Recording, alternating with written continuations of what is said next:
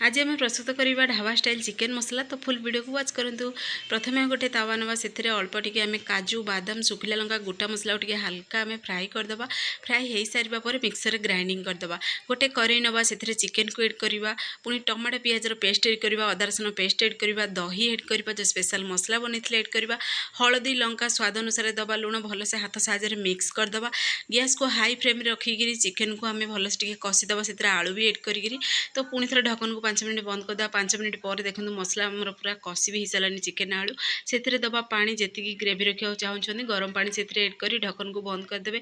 पूरा देखो 10 मिनट पर ढक्कन को खोलिए, परफेक्टली पूरा बनी भी सारानी। अल्प टिके से क्रीम एड करवा, कस्तूरी मेथी एड करवा, कोयलार फ्लेवर देवा। फाइनाली प्रस्तुत हो सारा चिकेन मसला रेसिपी। आपण मैंने लंग वीडियो देखा चाहते हैं झिली कुकिंग यूट्यूब चैनल जातु, जहाँफल आप लंग वीडियो फुल देखिपारे, घरे पूरा इजिली बनई पारे।